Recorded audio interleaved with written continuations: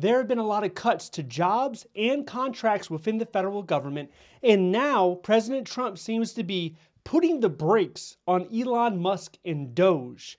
This is because of clashes between agency heads and public backlash. Let's get into it.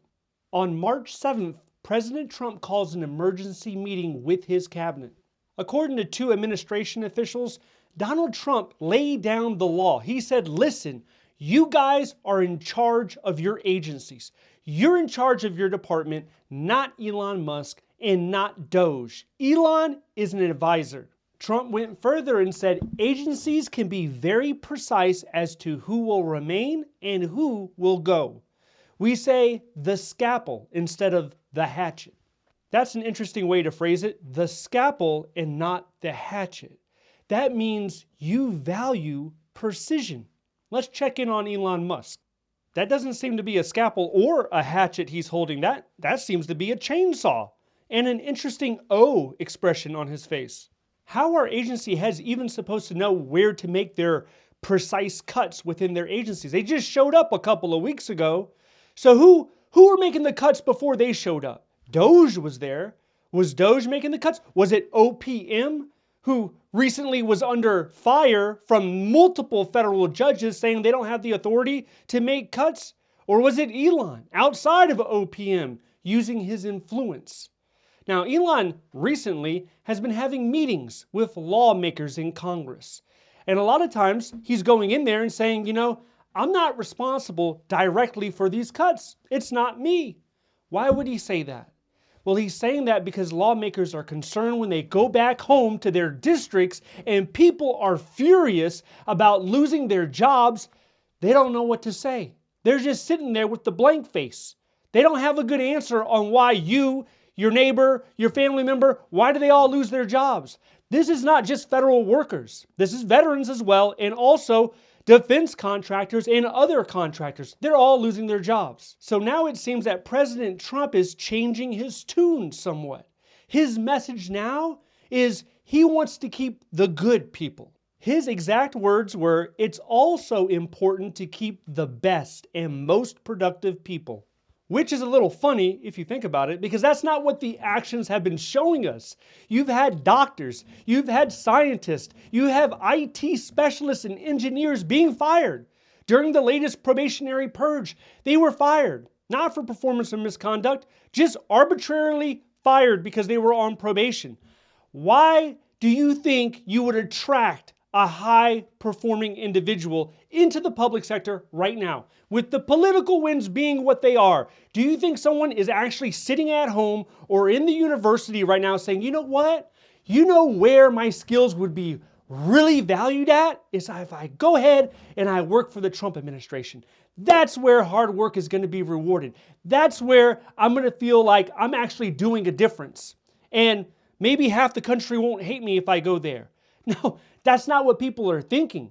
So in recent weeks, the Trump administration has fired over 20,000 federal employees, not counting the upcoming rifts. These were blanket terminations across multiple agencies. And the defenders, the people that rush down into the comments section, they're saying, well, hey, these are probationary workers. You can fire them for whatever reason. They don't have any protections. We just got rid of them. It's not a big problem. Why are you crying? The private sector does this all the time. What's wrong with you? Here's the issue. These are mass firings. Doesn't matter if it's probation or not. Mass firings fall under the categorization of RIF, reduction in force. And there's a way that a federal agency handles a RIF. By a law. There are regulations that govern it. And they're not being followed. Now, Trump's new "you're in charge" directive to his cabinet, this might mean some workers get rehired. But don't hold your breath, because President Trump, he still wants cuts. He's telling agency heads right now, keep everyone that you need, keep everyone that you want. But then he adds this little nugget on top. He says, if they can cut, it's better. And if they don't cut, then Elon will do the cutting. Wait, what? So does Elon have authority or not? This has to be the most confusing thing I've heard all day. So if the agency makes enough cuts, that's going to be fine. But if they don't, then Elon's going to be cutting, even though he doesn't have authority? You just said he doesn't have authority. What's going on? That's like telling someone not to drive your car, but then you're throwing them the keys. Conflicting messages. Meanwhile, the courts, they're losing their minds. Federal judges are like, who is running this show? And Doge's actions are facing lawsuits in Washington, D.C. and Maryland. They're claiming that Elon Musk wielded unconstitutional power for someone who's not even Senate confirmed. One judge even ordered sworn testimony from Doge officials last week to figure out what's going on. As much as President Trump and other people claim Elon Musk doesn't have any real authority, let's be real for a little bit. First off, this guy is the richest man in the entire world. Second, he is President Trump's buddy. So even though he doesn't have legitimate authority, he has power. You can have power without authority. He has an enormous amount of influence. Picture this. You're in your hometown and some guy drifts on in. This guy is standing behind the police officers. And every time a car passes by, he's like, well, you know what? Pull that car over. And the police listens.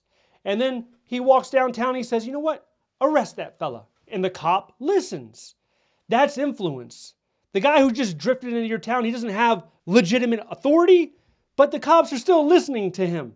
There are still serious consequences and repercussions because he's there. So, after the meeting, the president hops on Truth Social and he writes, we say the scalpel is better than the hatchet. Let's be very precise who remains, not reckless. Which sounds great until you remember the tens of thousands of people that were recently laid off. Elon Musk, being a good buddy, retweets Trump and calls it a very productive meeting. But the vibe here is President Trump is trying to press the brakes on a runaway train. And then you have the email that went out. So I think this is kind of where a lot of the agency heads, they started to get a little upset about the whole situation. Because Elon Musk is standing there on X, on his pedestal, and he's saying, if federal workers do not respond, we'll take that as a resignation. And agency heads are like, what are you talking about? I'm the secretary of this executive agency, not you. I possess the ability to hire and fire, not you. So there was some clashing going on between Elon Musk and cabinet members. Senate Majority Leader John Thune from South Dakota, he goes on CNN and says, cabinet secretary should have full hiring and firing power, not some unelected billionaire. This isn't some one-off. We have both Democrats and some Republicans complaining about Doge. And the courts, they're confused. Let's zoom in on one of those lawsuits. One in DC, one in Maryland. They're arguing that Elon Musk overstepped his role. They're uncovering key milestones right now, and this could expose how deep Elon Musk was in government affairs. President Trump is signaling a slower, more deliberate pace, and Elon Musk looks, for the time being, to be agreeing. But what happens if they rule that Elon Musk is too powerful? President Trump might be forced to bench him before July 4th, 2026. That's the date that Doge is supposed to dissolve. Now, the federal government hasn't seen cuts like this since Bill Clinton.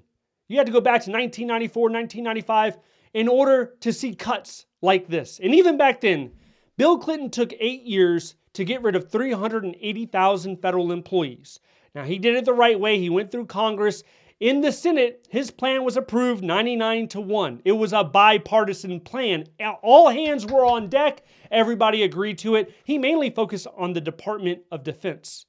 So what Trump has done, by comparison, is just in several weeks, not 8 years, in several weeks, we have over 100,000 federal employees that are gone. So go ahead and look at the 20,000, 25,000 from the probationary purge, and then add that to the deferred resignation. You have over 100,000 people that are gone. And this is before the actual RIFs are going to be submitted. They're going to be submitted here, in 7 days? In 7 days, we should see RIF plans. And then throughout the summer, we could be expected to lose tens of thousands, if not over 100,000 more federal employees all across the federal government in different agencies. So that's either efficiency or insanity, depending on your take. If you want to see how bad some of these town halls have been getting, how many people are actually booing and asking questions that go unanswered, if you want to check that out, I want you to watch this video next. If you need a federal resume example, check out the links down below. Thank you so much for watching. I'll see you in the next one.